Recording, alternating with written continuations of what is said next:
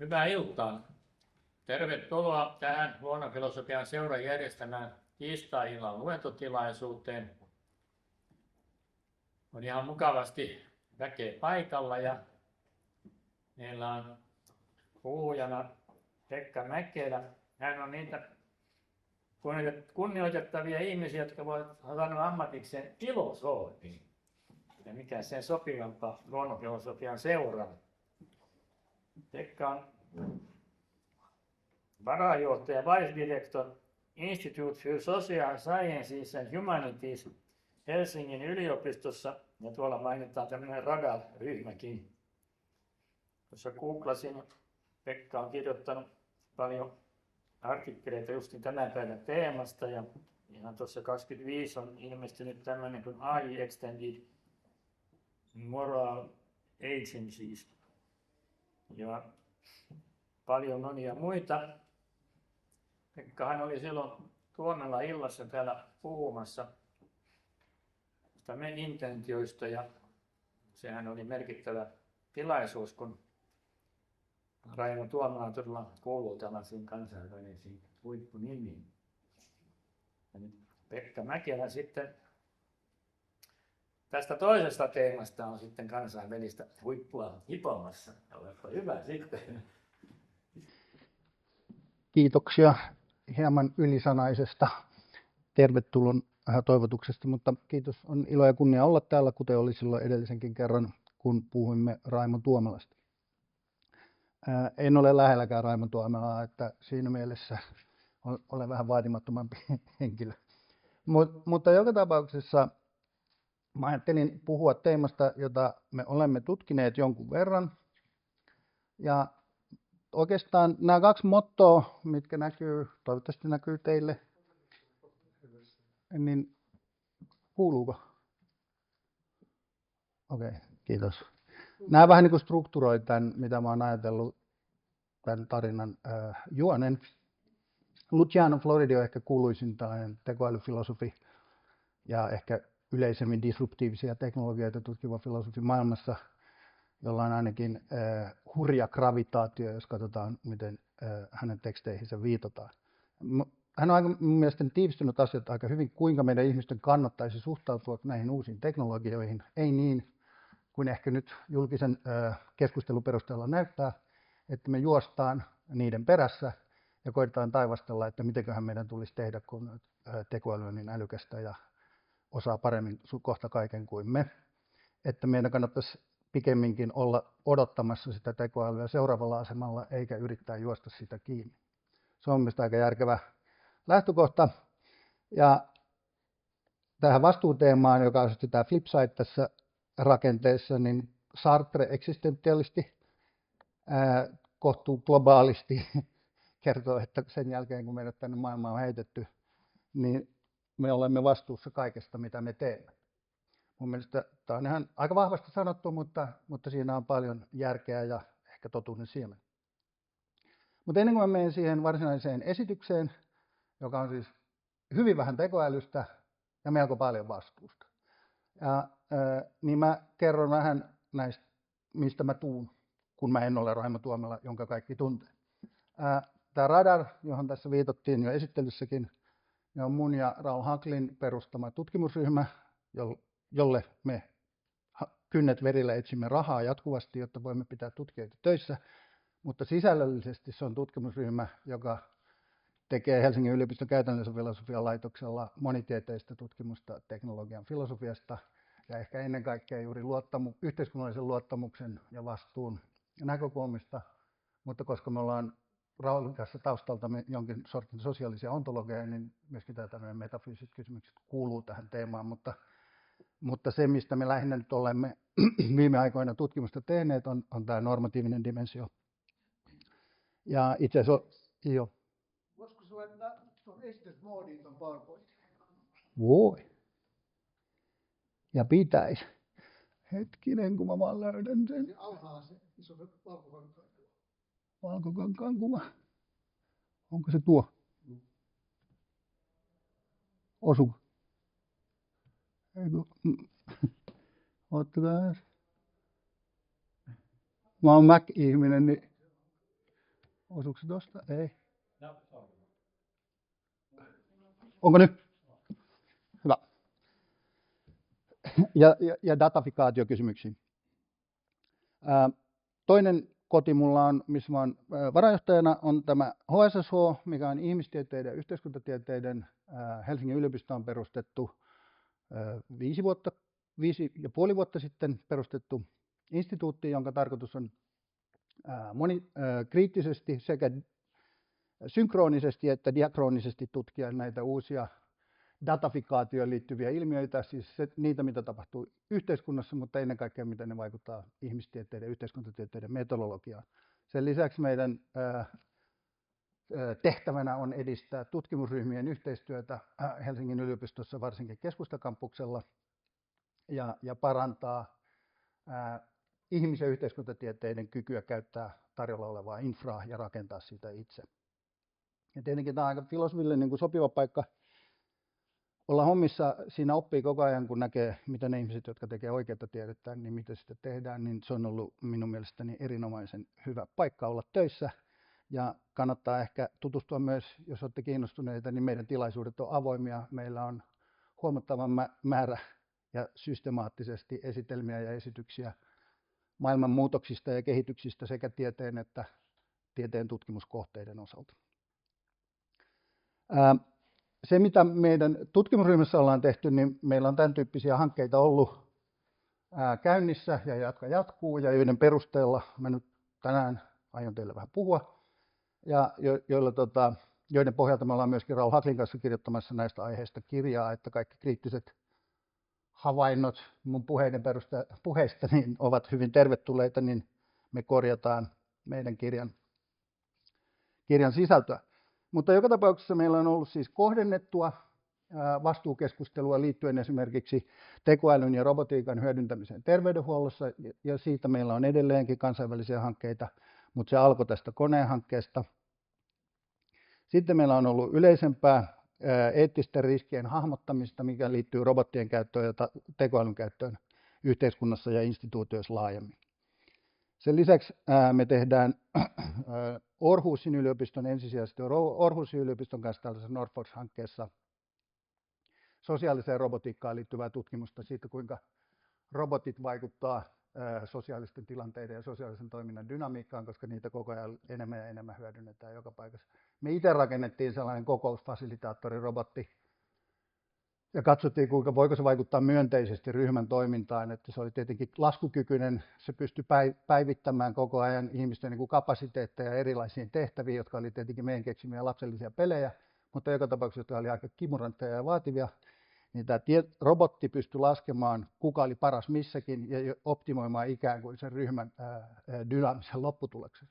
No, ajatuksena oli, että pystyykö se parantamaan sen ryhmän yhteishenkeä.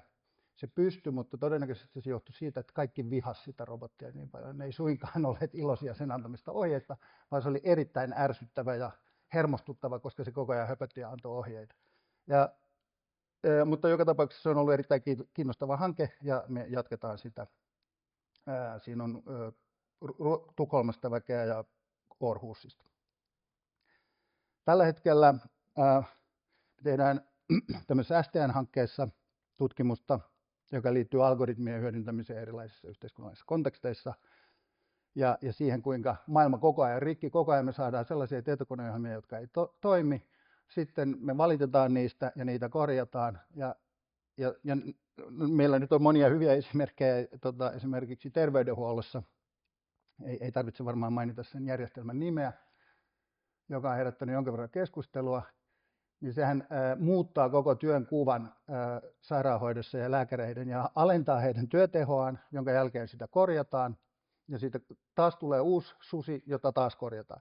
Ja se on ehkä tämmöinen niin kuin tämmöisen broken world ideal hyvä esiintymä. Ja siitä näkökulmasta tässä Repair-hankkeessa me ollaan tarkasteltu erilaisia algoritmisia järjestelmiä kontekstuaalisesti ja katsottu, mitä niin kuin näissä yhteisöissä, joihin ne sosioteknisissä järjestelmissä, niin kuin sanotaan, mitä niille tapahtuu.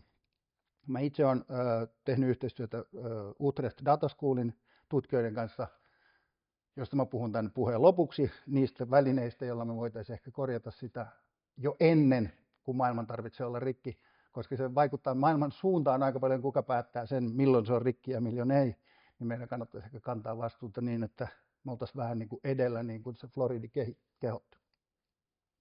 Ja vielä yksi hanke, jonka mä tässä mainitsen, on tällainen, joka liittyy terveydenhuoltoon, joka on Erasmus-hanke, jossa on 10 maata ympäri Eurooppaa, ja me kokeillaan sitä eri paikoissa. Se on sellainen testi- ja validiointijärjestelmä tällaiselle tekoälyn hyödyntämiselle terveydenhuollossa ja sen kouluttamisessa.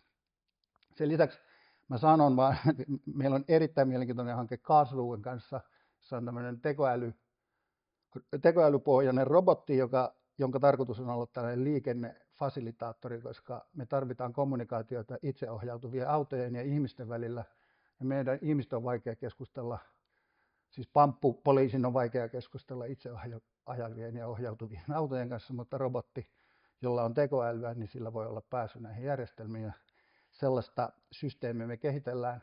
Siinä me ollaan päästy siihen kehittämisen hommaan niin kuin ihan alusta asti mukaan. Se on ollut todella mielenkiintoista ja ihan älyttömän vaikeaa, koska ihan kulttuurinen tulkinta jo, miten robotti käyttäytyy, niin vaihtelee, että jos robotti tekee näin, niin joku tulkitsee sen, että se sanoo, että ei, älkää tulko, ja joku toinen tulkitsee, että se haluaa halata.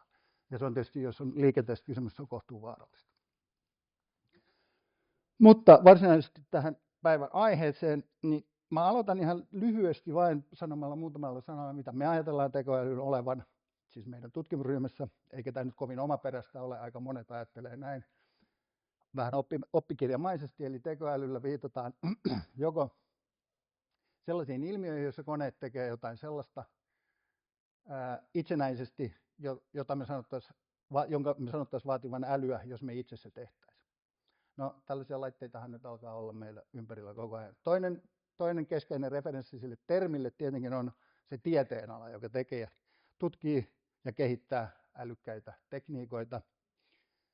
Ja tässä on ehkä tärkeää, ehkä julkisen keskustelun kannalta, minun mielestäni kriittisen julkisen keskustelun kannalta olisi tärkeää korostaa, että ei ole yhtä tekoälyä, vaan on hurja määrä ikään kuin tietokoneohjelmia, jotka toimii vain älykkäästi ja näyttäytyy, mutta niillä on hyvin erilaisia funktioita ja erilaisia tehtäviä, ja ne sovelletaan erilaisissa konteksteissa ja erilaisissa sosioteknisissä järjestelmissä, niin tämä olisi semmoinen erottelukykyisyys olisi ehkä semmoisen kriittisen tarkastelun kannalta tarpeellista, ja myöskään ei syntyisi sellaista ehkä isojen firmojen piikkiin pelaavaa ihmisharhaa, että tällä tekoälyllä on esimerkiksi osoite. Se olisi hyvä, että me muistettaisiin, että ne on kuitenkin laitteita ja ohjelmia, ja tässä on nyt tällainen pieni valikoima näitä erilaisia tekniikoita ja tapoja toteuttaa tekoälyä, joista mä nyt en rupea sen kummemmin niihin menemään, koska se vie ihan hirvittävästi aikaa, ja sen osaa teille tehdä paljon paremmin joku oikea tekoälytutkija. Mutta joka tapauksessa nythän me puhutaan paljon näistä LLM-malleista ja niiden uskomattomista kyvyistä, ja samaan aikaan tietysti me voidaan koko ajan nähdä, että kuinka ne myöskin floppaa. Että tämmöinen Claude-järjestelmä, niin saksalaisissa labrassa niin ne on saaneet sen uhkailemaan käyttäjää, kun käyttäjä on suhtautunut tähän LLM:ään negatiivisesti ja ilmaissut mahdollisen halunsa ehkä lopettaa sen käyttämisen, niin tämä Claude on sanonut lukevansa tämän puhujan e-maileja ja tietävän, että hänellä on suhde työtoverinsa kanssa. Ja nämä on sellaisia kääntöpuolia tämän tekoälyn kehityksessä, että kun teho kasvaa, niin se hallusinaatiot ja tämän tyyppiset omituisuudet, niin ne ei suinkaan vähene. On hirvittävä määrä tietysti, no ehkä täytyy sanoa tässä vaiheessa jo, että mä en ole mikään erityinen ludditti. Et mun mielestä meidän ei kannata hankkiutua eroon näistä laitteista. Todennäköisesti, jos me halutaan pelastaa itsemme ja maailma, niin me tarvitaan tekoälyä, me tarvitaan robotteja, mutta me ollaan aika huonoja ja aika tyhmiä niiden käytössä, niin että meidän kannattaisi olla hereillä sen suhteen, kuinka niitä tulee meidän paremman tulevaisuuden silmin suhteen käyttää. Ja tässä mä nyt vaan luettelen muutamia sellaisia aika ilmeisiä, paljon yhteiskuntatieteilijöiden ja humanistien keskusteluissa esiin tulevia huolenaiheita ja mielestäni usein perusteltuja, joka myöskin kertoo ehkä tästä tekoälyn humanistisen tai yhteiskuntatieteellisen tekoälytutkimuksen näkökulmasta, että mikä se ongelma on. Ja se ei ehkä ole niinkään se teknologia itsessään. Ja että ne laskukoneet ei sinällään ole kauhean vaarallisia. Eikä edes sellaiset laskukoneet, jotka ovat ihan sietämättömän hyviä ennustamaan ja laskemaan todennäköisyyksiä. Mutta se, että me syötetään niille kaikki meidän omat paheet ja kaikki meidän omat virheet ja nähdään, niin kuin Shannon Waller sanoo, niin kuin peilistä taaksepäin vain itseämme, niin se ei ole hyvä tapa edistää maailmaa. Että me kannattaa olla niin kuin, tietoisia siitä, että tekoälyn aiheuttamat ongelmat on oikeastaan meidän ongelmia. Ne koneet vaan saa ne vielä niin kuin, ne saa sen steroideilla toteutumaan. Ja sen takia en ehkä niin kuin käy näitä nyt sillä kovin yksityiskohtaisesti läpi, mutta näissä on mielestäni monta dimensiota, joita on mun mielestä tärkeää korostaa. Esimerkiksi tämä eriarvoisuuden lisääntyminen, demokratian kaventuminen, siitä me ehkä voidaan nähdä aika huolestuttavia esimerkkejä tällä hetkellä jo ympäri maailmaa. Ei sillä, että Yhdysvaltojen nykytilanne olisi pelkästään tekoälyn syytä tai edes sosiaalisen median ensisijaisesti sen syytä, mutta ei se siinä autakaan. Päinvastoin se vahvistaa niitä trendejä, mitä on ehkä ollut pykimässä muulla tavalla. Ja sekin kertoo ehkä siitä, että näiden ongelmien ydin on osin taloudellinen, osin poliittinen. Ja jos me korostetaan sitä teknologiaa ja varsinkin jos me korostetaan sellaista tulevaisuuden fantasiaa siitä, että joskus tekoäly on vielä niin älykäs, että se ottaa vallan täällä, niin silloin mä uskon, että me luovutaan siitä, mikä meille on arvokasta, ja sitä vastaan me ehkä vähän heilutellaan käsiä, ainakin me filosofit. Tekoälyä tietenkin käytetään ihmisten manipuloimiseen. Meitähän on kohtuu helppo manipuloida. Erityisesti nyt, kun kuitenkin se on niin sofistikoitunutta monin tavoin tällaisten tekoälyohjelmien käyttäytyminen, että me alkaa olla kohtuullisen vaikea tehdä eroa, olemmeko me yhteydessä ihmisen vai koneen kanssa. Ja tämä tällainen, niin kuin, mitä Daniel Dennett sanoi ihmisen väärentämiseksi, että tekoälyn kanssa käytävä keskustelu on sellaista, että me emme pysty siinä erottamaan, kumman kanssa me keskustellaan ja meille ei sitä kerrota, niin tässä on tapahtunut tällainen ihmisen väärentäminen ja sen pitäisi olla samalla tavalla laitonta kuin rahan väärentäminen. Mä ajattelen, että siinä on aika paljon järkeä, mitä Dennett sanoi. Se on tietenkin äärimmäisen vaikea toteuttaa. Samoin kuin moni asia, mistä mä tulen puhumaan tänään, niin on loppujen lopuksi aika monimutkaisten poliittisten ja kollektiivisen päätöksenteon ketjujen takana, mutta ehkä on kuitenkin hyvä koittaa piirtää sellaista kuvaa, jota kohti voisi olla mielekästä mennä, vaikka itsekin tietää, että ei se kokonaisuutenaan varmaan tule toteutumaan, mutta ainakin voidaan tarjota joku kriittinen mittari arvioimaan sitä, miten asiat on ja miten ne ehkä voisi olla. On aika ilmeistä, että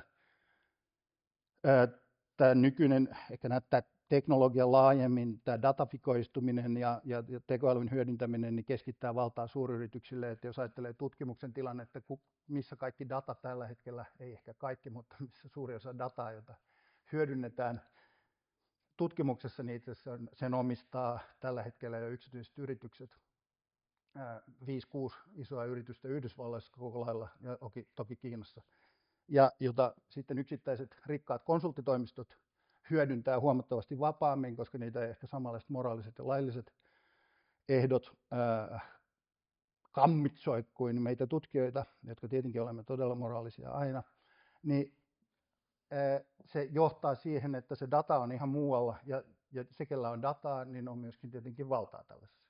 Sodankäynnin tehostamisesta ei varmasti tarvitse sen enempää, se on ihan ilmeistä, miten tämä drooniteknologia ilmentää sitä, mitä me saadaan, kun me kehitetään koneita, jotka tappaa ihmisiä. Aihe, joka on mun mielestä sekä poliitikkojen ja poliitikkojen itse asiassa yhteys yritysmaailmaan ja talouteen johtaa siihen, että tätä ilmastonmuutosasiaa näiden modernien teknologioiden yhteydessä niistä dumpataan joka paikassa. On hyvin vaikea saada edes keskustelua pöydälle siitä asiasta, saati sitten sellaisia tutkimuksia ei haluta kovin paljon julkaista. Se ympäristörasitus on huomattavan suuri. Tekoälyn käytön käytön ja varsinkin sen kehittämisen ja kouluttamisen luoma ympäristörasitus on valtava. Mutta siitä ei niin hirveästi keskustella. Mulle on kerrottu, että jos me siirrytään kvanttitietokoneisiin ja kvanttilaskentaan, niin ympäristörasitus laskee, mutta kyllä käsittääkseni tällainen huoli koskee myös kvanttilaskentaa. Mutta voi olla, että siinä on jotain lupausta, jos me pystytään siihen siirtymään. Tosin kvanttilaskenta ja kvanttitietokoneet aiheuttaa sitten monennäköisiä muita huolenaiheita, joista mä en tänään aio puhua, koska siinä mä olen aivan noviisi ja tutkimukset ovat aivan alussa. On aika ilmeistä, että työpaikkoja vähenee, kun automatisoidaan, mutta niinhän on aina ollut. Ja ehkä jossain niin kuin globaalitason laskennoissa jotkut taloustieteilijät sanoo, että oikeastaan niin kuin kokonaismääräisesti työpaikat ei niin hirveästi, työttömyys ei niin hirveästi lisännyt, mutta ihmiset vaan menee erilaisiin töihin. Mutta semmoinen kohdentumisongelma, joka ehkä jonkinlaista humanistia voi huolestuttaa, on se, että ne ihmiset, jotka menettää työnsä koneille, eivät välttämättä työllisty. Koska ne voi olla, että ovat tehneet mekaanista työtä, joka on heille palkitsevaa, ja se on mun mielestä ihmisen niin kuin kunnioittamista, että sellaisetkin työt niiden annetaan olla, eikä niitä viedä koneilla, jos ihmisarvoa sillä loukataan. Puhumattakaan siitä, kuinka tekoälylle on datana, samoin kuin meidän tutkijoiden materiaaleja, niin taiteilijoiden materiaaleja syötetty, jolla datalla se oppii ja tekee niitä ihmeitä, joita me kaikki tykkäämme taivastella. Mutta siinä kuitenkin on kysymys aika valtavista massaluokan tekijäoikeusloukkauksista. Toki tutkijat ja varmasti taiteilijatkin tänä päivänä osaa jo paremmin suojautua niin, että sellaista materiaalia ei netissä pyöritetä ainakaan sellaisissa konteksteissa, joissa se voidaan varastaa, josta haluavat tekijäoikeudet itsellään pitää, mutta se ei tavallaan, se on vähän niin kuin hankala yhteistyön muoto sitten tämän modernin teknologian kanssa. Afrikassa tämä annotointi, jossa esimerkiksi Keniassa ja muutamissa muissa maissa lapsille ei makseta tai nuorille ihmisille ei makseta kummastakaan palkkaa, ehkä euron, ehkä 2 euron palkkaa, kun ne merkkaa esimerkiksi seksuaalista tai väkivaltaista materiaalia, jotta meidän valkoisten hyvinvoivien ihmisten olisi mukava käyttää tekoälyä. Tätä ei mun mielestä myöskään pitäisi unohtaa, että sen hiedouden takana on aikamoinen määrä riistoa ja julmuutta.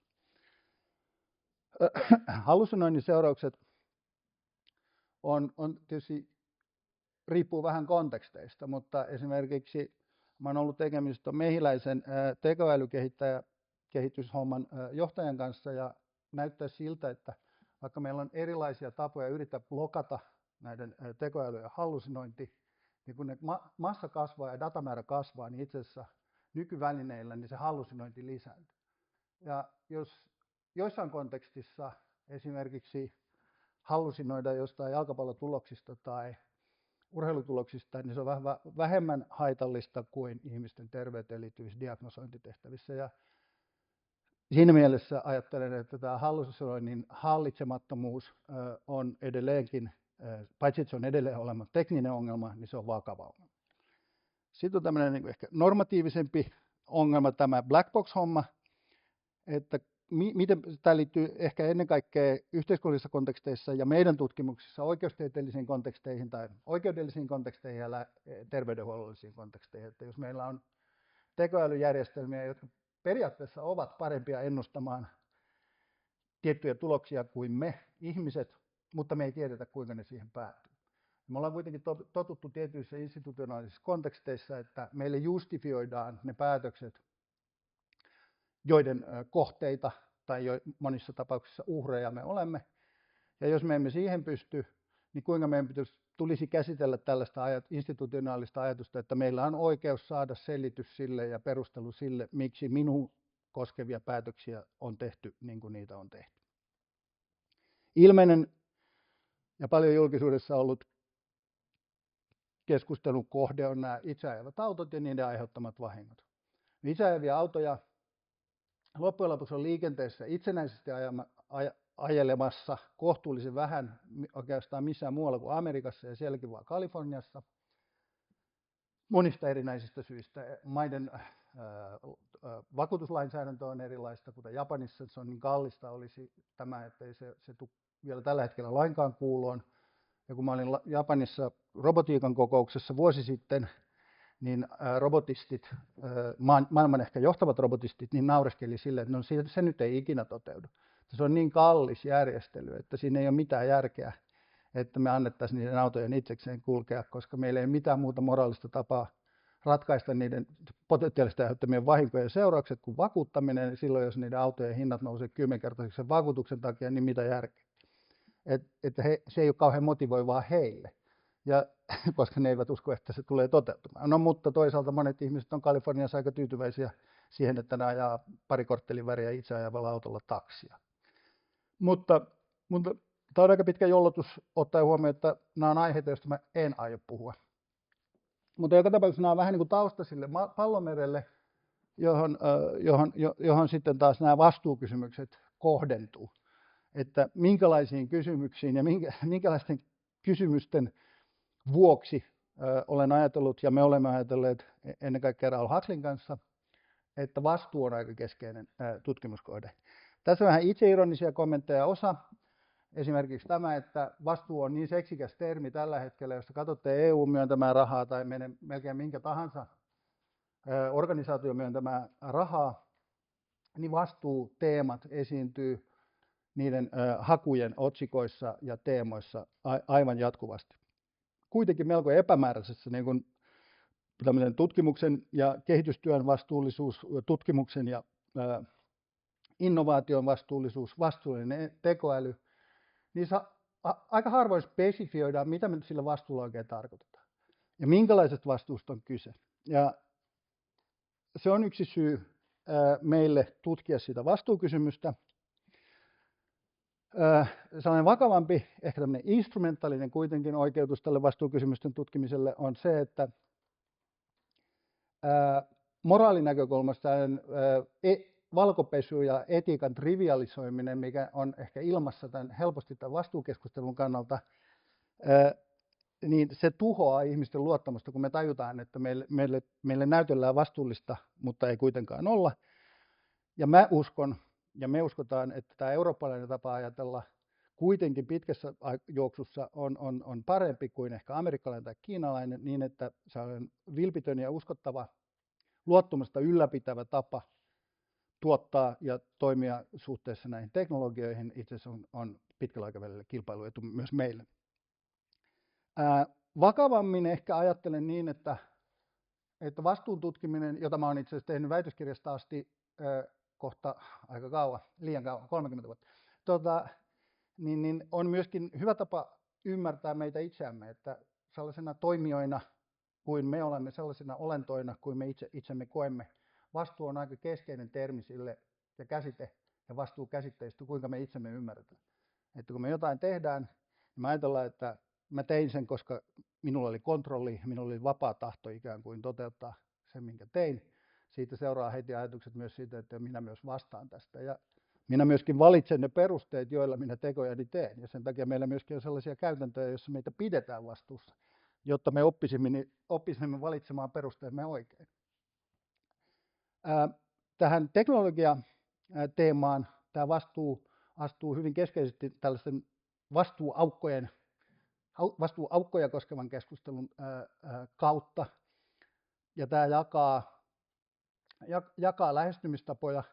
Ja mä otan sen esiin tässä alussa juuri sen takia, että nämä vastuuaukot ikään kuin luo sellaisen haarukan tai risteyksen eräänlaiselle argumentaatiolle, jota mä tuun teille esittämään, ja joka osa on ehkä historiaa, koska se meidän argumentti, johon me vielä 5 vuotta sitten uskoimme vakaasti, mä oon alkanut itsekin hieman epäillä, mutta te saatte päättää, toimiiko vai ei.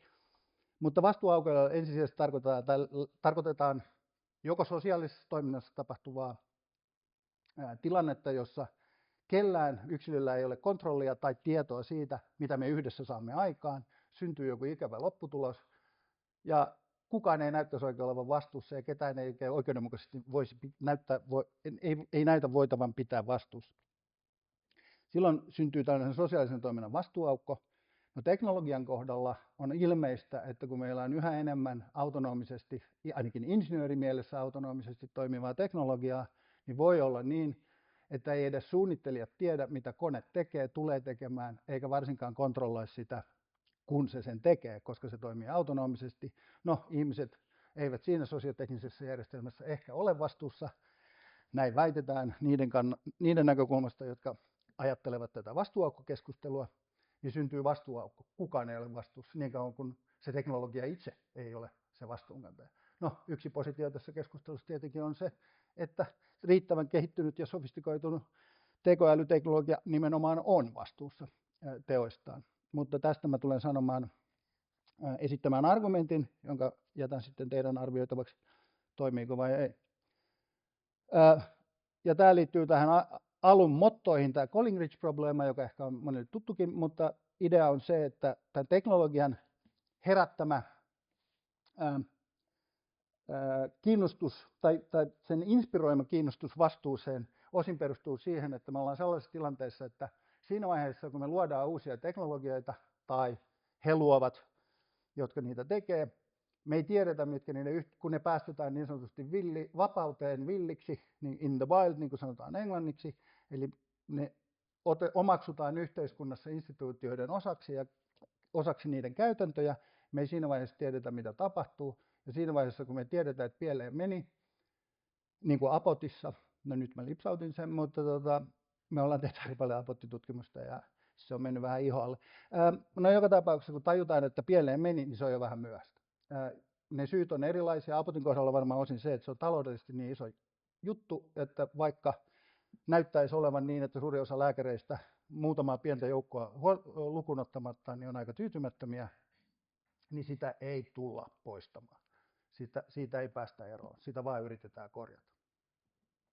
No yleisemmin tämä Collingridge-dilemma voidaan muotoilla suunnilleen tällä tavalla, kun mä olen sen tähän slaidiin kirjoittanut, että me ollaan sillä tavalla mielenkiintoisessa episteemisessä tilanteessa, että teknologiaa kehitetään suureksi osaksi, se kehitystyö tapahtuu, totta kai perustutkimus tapahtuu yliopistoissa, mutta oikeastaan se varsinainen ohjelmistokehitys tapahtuu yksityisissä firmoissa ja se on valtavan nopeata ja sitä ei paljon mikään suitsi, niin meidän on huomattavan hankala saada kiinni tieteellisen tutkimuksen keinoin ja saada sellaista tieteellistä näyttöä, jolla me osataan vastata esimerkiksi sellaisiin kysymyksiin, että mitä tapahtuu, kun tietyn tyyppinen instituutio omaksuu tietyn tyyppisiä algoritmisia järjestelmiä osaksi niiden käytäntöjä, mitä meille loppujen lopuksi tapahtuu, miten paljon tapahtuu sellaista, mitä me kutsutaan atropiaksi, eli sellaista taitosurkastumista sekä yksilö- että instituutiotasolla,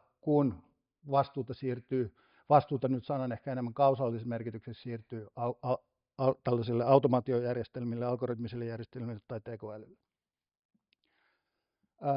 Edelleen on järkevää kysyä, kuinka meidän tulisi suhtautua autonomisiin tekoälysovelluksiin ja robotteihin. Ja tästä mä aion tietenkin hieman puhua, ja ehkä olen jopa korttini vähän paljastanut, mutta joka tapauksessa se on yksi keskeinen teema. Ja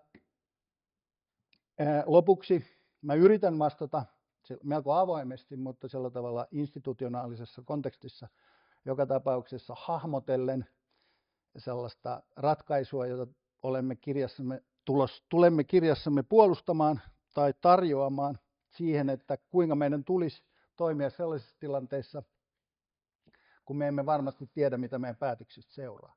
Niin miten meidän tällaisessa episteemisen epävarmuuden tilassa ja tilanteessa tulisi tehdä, jotta toimisimme ainakin parhaalla mahdollisella tavalla. No niin, ja sitten totta kai meidän filosofien työ on, kuten mä sanoin, niin usein on aika sekä luottamuskeskustelu että vastuukeskustelu, no yhteiskunnassa yleisemmin, mutta myöskin näissä niin kuin, poliisikeskusteluissa ja rahaa jakavien instituutioiden käytössä, niin vastuuta käytetään tällaisena kattoterminä, ja silloin on ehkä aika ajoin hieman epäselvää, mitä halutaan ja mistä kannattaisi puhua. No, filosofiassa me tietysti pakkomielteisesti tehdään erotteluja, mutta mun mielestä nämä kaikki on erottelut joita mä tulen teille esittämään, on kohtuu intuitiivisia ja järkeenkäyviä. Ja mä yritän eritellä vastuukäsitteitä ja lajeja lyhyesti ja nopeasti, jotta me päästään siihen, mitä me Raul Hacklin kanssa yritämme väittää, että vastuullisella tekoälyllä ehkä kannattaisi tarkoittaa. Mutta yksi yhteiskunnassa hyvin keskeinen ja tärkeä vastuukäsite on roolivastuu. Meillä on erilaisia, laivan kapteeneilla on roolivastuu. Laivan kapteenin tulee pitää huoli siitä, että tietyt asiat tulee tehdyksi ja tiettyjä asioita taas ei tehdä. Yliopistolla professoreilla on tietynlaisia vastuita. Heidän tulee pitää huoli tietyn tyyppisistä asioista niin kauan kuin he tällaista statusta kantavat. Kausaalinen vastuu, joka usein näyttää menevän sekaisin joissain keskusteluissa tällaisen normatiivisten vastuulajien kanssa, niin kausaalisen vastuulla me tarkoitan esimerkiksi, kun salama sytyttää puun tai auto törmää liikennemerkkiin ja se kaatuu. Näissä tapahtumissa on kyse kausaalisesta vastuusta ja voidaan sanoa, että auto on kausaalisesti vastuussa liikennemerkin kaatumisesta, mutta tietenkään me ei kauheasti paheksuta autoa, ehkä kuitenkin kuljettajaa, jos näin käy. Korvausvastuu on ehkä tämmöinen juridinen termi ja hyvin amerikkalainen tapa ymmärtää retrospektiivisesti tällaista moitittavuusvastuuta, että pitää korvata.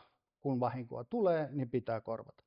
No, tämä on ilmeisen tärkeä keskeinen yhteiskunnallinen vastuulaji. Yleensä siinä katsotaan ikään kuin taaksepäin. On pitänyt tapahtua jotain harmillista, että pitäisi korvata.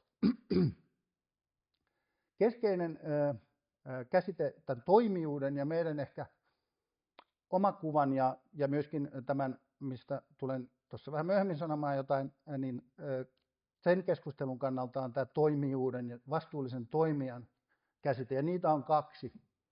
Oikeustieteilijät puhuvat sellaisesta kuin hyvän perheenisän tavoista, hieman sovinistisesti ja hieman ehkä jälkijättöisesti, mutta joka tapauksessa tämä vanha Rooman oikeudesta periytyvä ymmärrys siitä, kuinka vastuullisen ihmisen tulee toimia, eli pitää ottaa velvollisuutensa vakavasti, pyrkiä toimimaan niin kuin on oikein. Tämä on yksi tapa ymmärtää vastuullinen toimija. Toinen tapa ymmärtää vastuullinen toimija on sellainen olento, jolla on kyky olla vastuullinen. Ja mä sanon molemmista muutaman asian, ja ennen ajattelin, että tämä jälkimmäinen on tärkeämpi. Hukkasin ehkä 15 vuotta elämästäni tutkimalla sitä. Nyt mä oon tullut siihen tulokseen, että se oli virhe. Tämä edelleen on paljon tärkeämpi. Mutta vielä on vähän aikaa korjata sitä virhettä. Sitten me normatiivisia vastuukäsitteitä ja lajeja on tietenkin moraalinen ja oikeudellinen vastuu. Legaalinen vastuu, se määritellään laissa ja se on tietysti liukuvampi kuin moraalinen vastuu, tai näin minä väitän. Oikeus voi olla aika monenlaista, varsinkin jos hyväksytään tällainen oikeuspositivistinen näkemys, että oikeus on se, mitä oikeudellisesti tietyssä maassa tai kontekstissa hyväksytyt instituutiot tekevät. Ja ehkä meidän naapurimaastakin voidaan nähdä, että oikeus voi olla aika monenlaista ja se ei välttämättä resonoi kaikkien moraalisten intuitioiden kanssa ihan täydellisesti. Moraalinen vastuu ajattelee olevan vähän ankkuroidumpi ja lähtökohtaisesti ajattelen sen olevan sama, ollaanko eteläisellä vai pohjoisella pallonpuoliskolla. Ja sitä kautta moraalinen vastuu ehkä jossain filosofisessa mielessä on helpompi käsiteltävä. Ainakin voi leikkiä, että on olemassa jotain realistista pohjaa sille, mistä me puhutaan, kun me puhutaan moraalista. Episteminen vastuu on tiedollista vastuuta, vastuuta siitä, kuinka me muodostetaan ja oikeutetaan uskomuksia ja mitä me väitämme tiedoksi. Ja tällä hetkellä minusta tuntuu, että tämä on kiinnostava tämä epistemisen vastuun käsite siinä mielessä ehkä uudelleen. Totta kai epistemologit ja tieteenfilosofit on puhunut epistemisestä vastuusta kautta aikojen, ei ehkä sillä kielellä, mutta nykyään puhuu. Mutta koska se kietoutuu tänä päivänä aika paljon näiden moraalisen vastuukysymysten kanssa, koska meillä on tieteellisen tutkimuksen luonne monessakin mielessä näiden välineiden ja tekoälyn hyödyntämisen ja datafikaation kautta on rakenteeltaan aivan uudenlaista ja myöskin on niin kuin geopoliittisesti uudenlaista, että voi olla, että data on aivan jossain muualla kuin se teoreettinen tulkitsija ja voi olla, että sen datan on kerännyt ja sen on tulkinnut joku, jolla ei ole mitään käsitystä niistä teorioista, joiden valossa tätä dataa tullaan käsittelemään ja sitten ne yhdessä julkaistaan tutkimuksia. ja kaikkien nimet tulee paperiin, niin silloin me voidaan ajatella, että tässä on ehkä kietoutunut tällainen moraalinen ja episteeminen vastuu tiukasti toisiinsa, ja se on ikään kuin tällaisten modernien teknologioiden synnyttämä muutos, ainakin osittainen muutos siinä tutkimusinfrassa, jonka kanssa me jatkuvasti tehdään työtä, varsinkin nykyään niin myös yhteiskuntatieteessä ja ihmistieteessä. No sitten, jos ei nyt ihan, tämä on ennakoiden, en lähde väittämään, että vastuullinen robotiikka ja vastuulliset robotit on nyt varsinaisesti mitään vastuunlajeja, mutta ne on mun ja Raulin tutkimusaiheessa ja tutkimuskohteessa se, mistä mä tuun puhumaan, eli meidän kannattaa erottaa, että puhummeko siitä, että robotit ovat vastuussa tai tekoäly on vastuussa omista tekemisistään, vai puhummeko siitä, kuinka me toimimme vastuullisesti suhteessa tekoälyyn ja robotteihin. Edelleen muutamia vastuunlajeja. Mä mainitsinkin näitä eteen ja taaksepäin katsovia vastuita. Eteenpäin katsova vastuu on se, että minulla on ikään kuin velvollisuuden kaltaisia syitä toimia tietyllä tavalla ja pitää huoli tietyn tyyppisistä asioista. Taaksepäin katsova vastuu tulee kyseeseen usein silloin, kun sitä eteenpäin katsovaa vastuuta ei ole kannettu, vaan on tehty jotain muuta kuin olisi tullut tehdä, niin silloin meidän vastuukäytännöt, joista vastuukirjallisuus ehkä kuitenkin enimmäkseen puhuu, niin me puhumme sellaisista asioista kuin moitittavuudesta ja moittimisen oikeutuksesta. Sitten on ehkä hyvinkin tärkeää, ja minun omien tutkimusten kannalta ollut minun historiassani tärkeää, kun erottaa, kuka sitä vastuuta kantaa ja ketkä sitä voi kantaa. Yksilön vastuu varmasti on se paradigmaattinen, se tapa, miten meistä liberaaleissa, ja joskus ainakin liberaaleina olleissa länsimaisissa yhteiskunnissa suurin osa meistä ajattelee, että se paradigmaattinen tapaus on yksilön vastuu. Minä kannan vastuun minun omista teoistani, enkä minä kanna vastuuta muiden teoista, eikä muut kanna vastuuta minun teoista.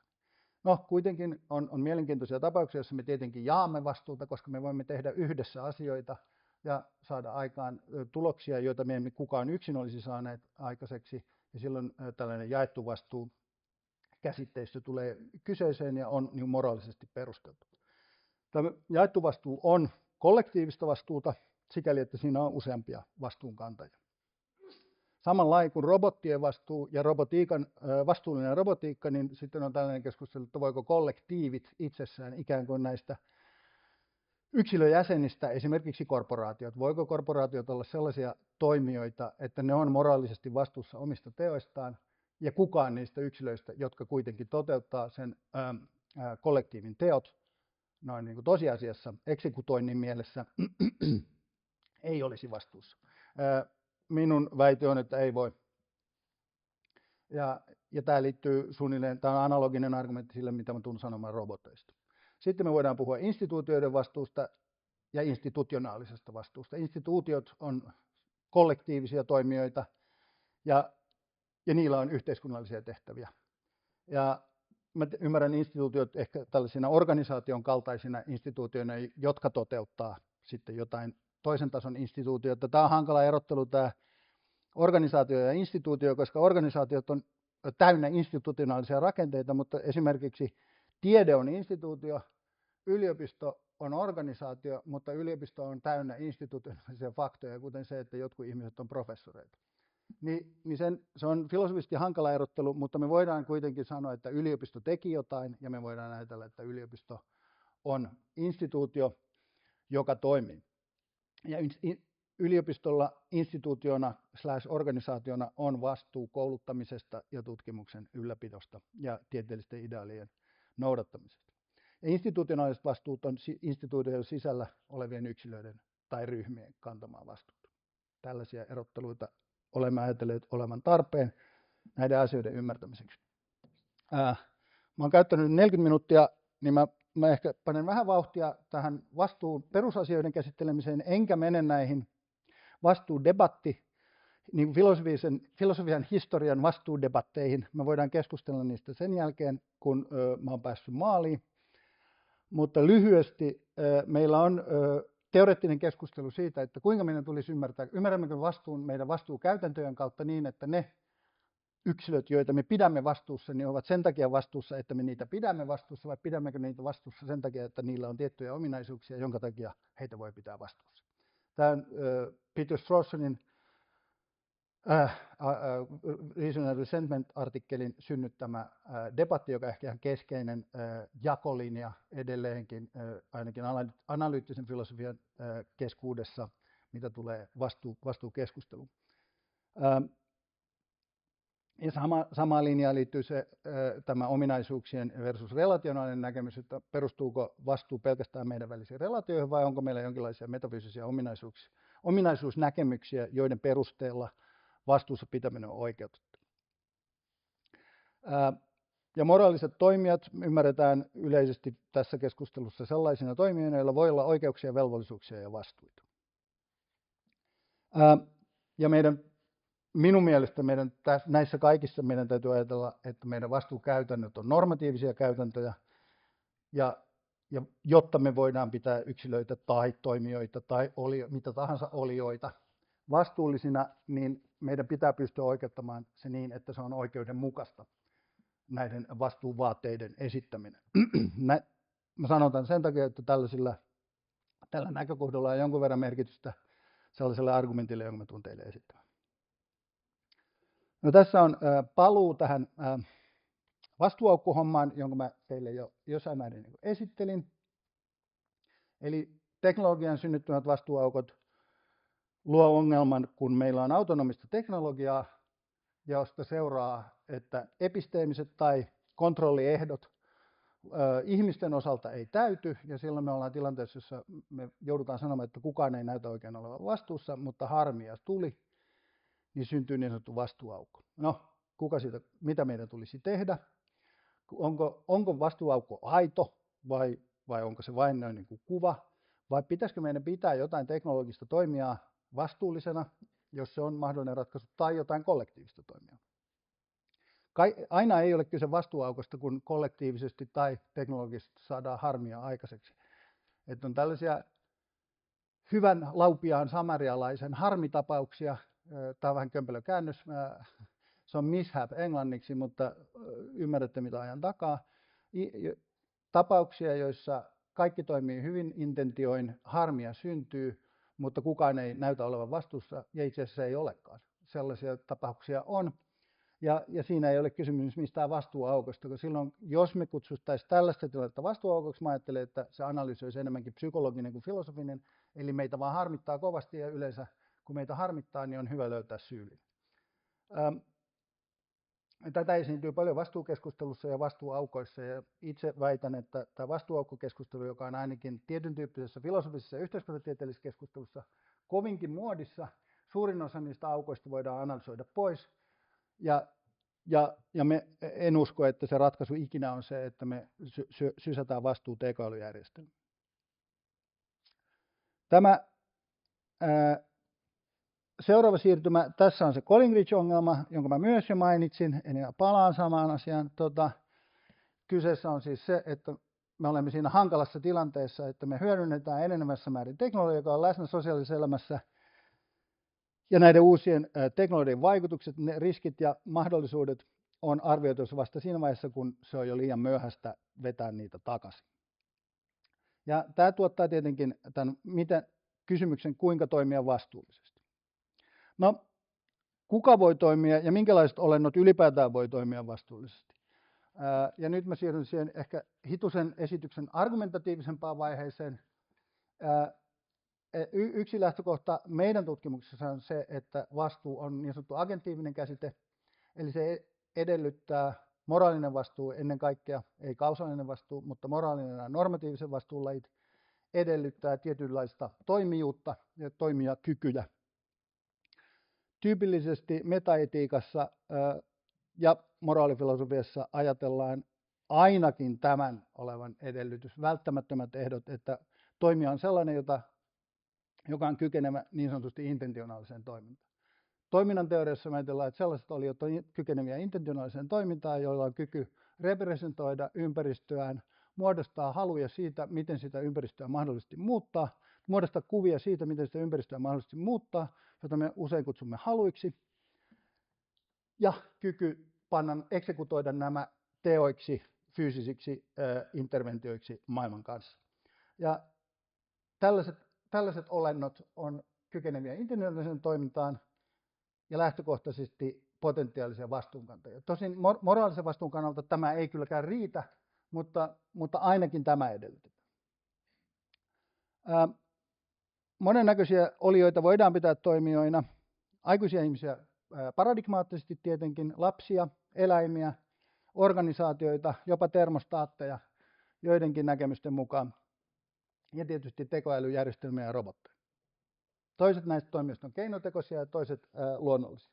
Niinpä tämä toimijuus sinällään ei ratkaise näitä vastuukysymyksiä, mutta se herättää toki se toimijuus herättää tietynlaisia kiinnostuksen kohteita näiden erilaisten potentiaalisten vastuukantajien kapasiteetteihin. Tämä on tällainen tämä viimeinen boksi, jossa mä sanon vaan, että joskus toimijuus ymmärretään väljemmin, on halu välttää tällaista filosofista, käsitteellistä ja terminologista poliisityötä.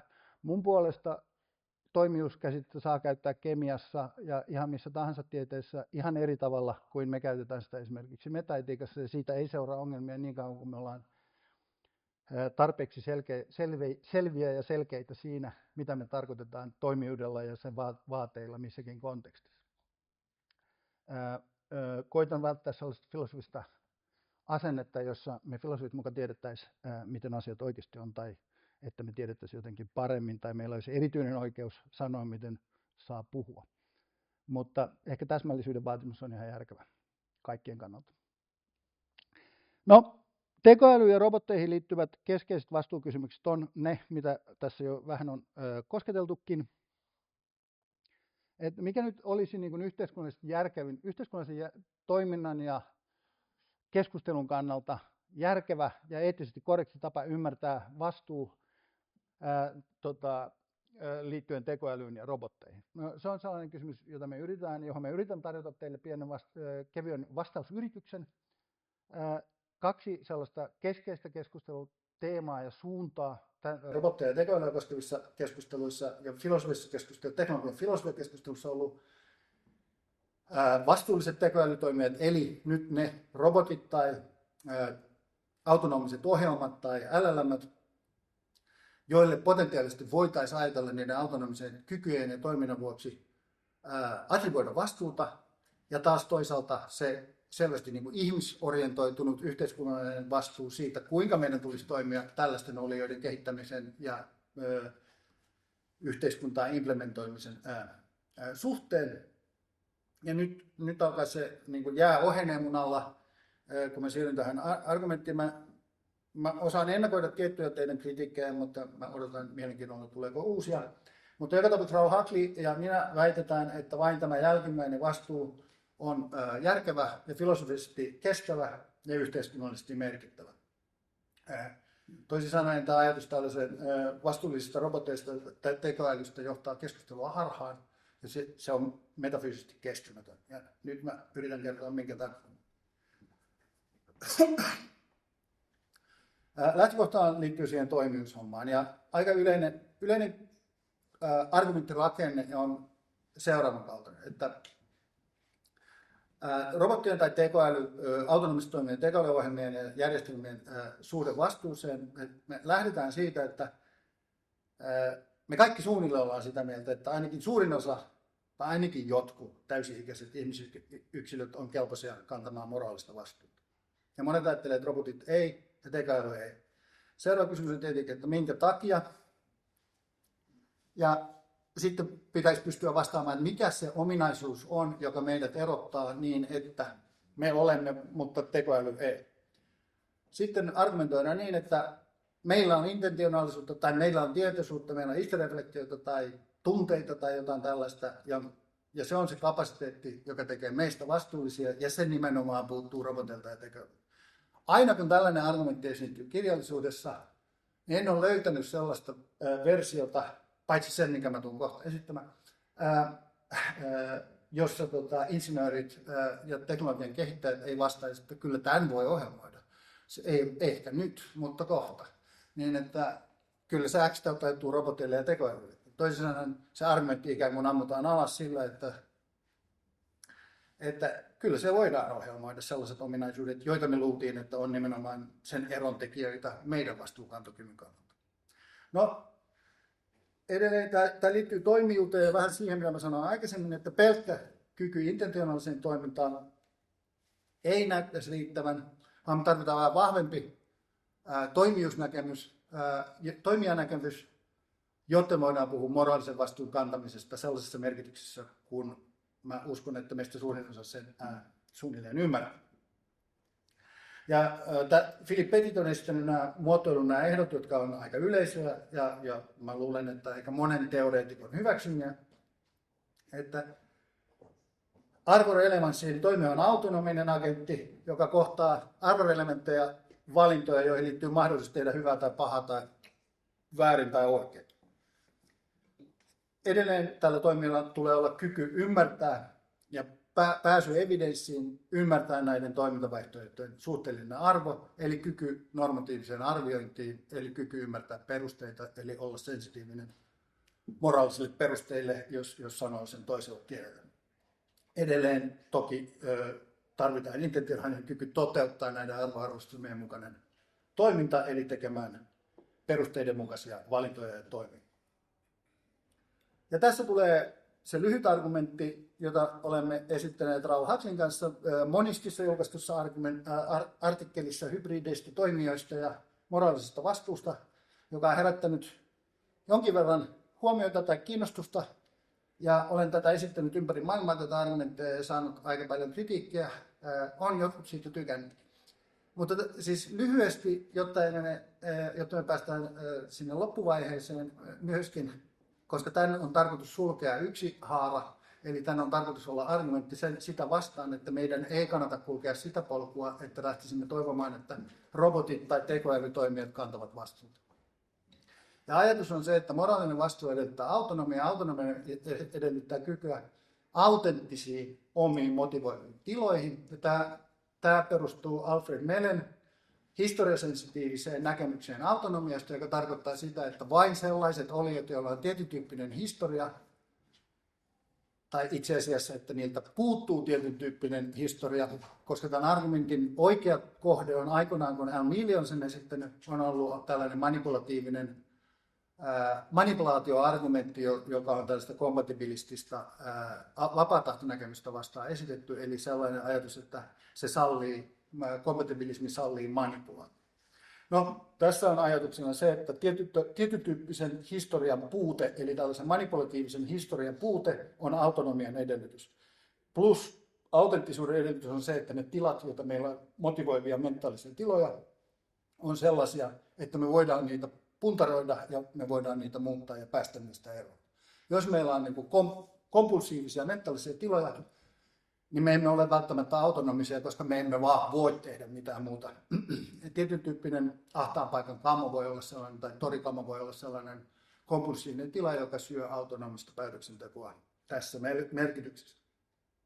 No, väite on suunnilleen seuraava, tai väite on täsmälleen seuraava, että ohjelmointi riippumatta siitä, kuinka abstrakteja ja insinöörimielessä autonomisia tekoälyjärjestelmät on tai robotit, ne on joka tapauksessa ohjelmoituja, ja nämä tilat itse asiassa on ne mentaaliset tilat, jotka on ikään kuin koodipätkiä, ovat sellaisia, että robotilla tai tekoälyjärjestelmällä ei koskaan voi olla autenttisia mentaalisia tiloja. Tästä seuraa, että ne eivät ole autonomisia, ja tästä seuraa se, että ne eivät voi myöskään kantaa vastuuta. Ja jos me suunnilleen tämä pitäisi vettä, tämä meidän argumentti. Mä itse ajattelen, että silloin kun me tämä esitettiin 2019, silloin nämä tekoälyjärjestelmät oli erilaisessa asennossa kuin ne on nyt. Ja kehitys on tietysti mennyt eteenpäin. Silloin näytti aika hyvinkin uskottavalta sanoa, niin kuin me sanottiin. Nyt voi olla niin, että me joudutaan uudelleen puntaroimaan ja muotoilemaan tämä ongelma. Mutta joka tapauksessa edelleen uskon, että tämä tämmöinen autenttisuus ja autonomisuus tässä vaativassa, moraalisen toiminnan mielessä vaativassa mielessä ei tule näissä koneissa kyllä koskaan toteutumaan, eikä ole meidän intressissä edes siitä yrittää. No, joka tapauksessa saatte sitten keskustelussa ampua tämän argumentin alas, jos haluatte. Mutta joka tapauksessa tämän mun esityksen osalta tämä ikään kuin tukkii sen kanavan, että jos me halutaan puhua vastuullisesta tekoälystä, niin me ei puhuta tekoälyn vastuusta, vaan me puhutaan siitä, mitä meidän ihmisten tulisi tehdä. Ja meidän pitäisi miettiä, millaista tulevaisuutta me halutaan, minkälaisia järjestelmiä me halutaan, miten me voidaan olla rikkomatta meidän inhimillisiä ja sosiaalisia käytäntöjä ja poistamatta meidän elämästä sellaista, mikä on meille arvokasta. Ja musta tuntuu, että tässä osin, kun me ihastellaan tätä komputationaalista voimaa ja kykyä tehdä nopeasti jotain, mitä me ihmiset ei pystytä tekemään, niin me vähän niin kuin pelataan jotenkin lapsellista peliä. Eihän me juosta gepardien kanssa kilpaa, eikä me hydraulisten voimalaitteiden kanssa nosteta painoja kilpaa. Ei se ole meille merkitsevä kilpailu. Meillä on ihan erilaiset. Meille pyrkiminen, yrittäminen, epäonnistuminen ja meidän heikkous on vahvuuksia. Ja ne on asioita, jotka luo meille merkitystä. Mä en haluaisi, että me luodaan koneita, jotka vie meiltä kokonaan sen ilon pois. Ja en sano, että tämä on se muotoilu, millä tätä ajatusta myydään, mutta noin niin kuin eksistentiaalisessa mielessä se, mistä meidän pitäisi pitää huoli, on se, että silloin kun me otetaan ja implementoidaan tällaisia järjestelmiä ja systeemejä, meidän elämä paranee eikä huonone. Ja se on niin kuin aika mielestäni ilmeinen ja intuitiivinen lähtökohta. Tai ainakin se on minun. Ja näin me argumentoimme sekä artikkeleissa että toivottavasti jossain vaiheessa valmistumassa kirjassa. Joka tapauksessa, ketkä olisivat tällaisen merkitsevän vastuun ensisijaisia järkeviä kantajia? Mä luulen, että me, esimerkiksi täällä salissa olevat yksilöt, ollaan aika pieniä toimijoita, mutta meillä on osuutemme, mutta instituutiot on huomattavan tärkeässä roolissa. Ja mä ajattelen, että se vastuullisuus, jota me peräänkuulutetaan, niin sen ensisijainen kohde on itse asiassa instituutiot.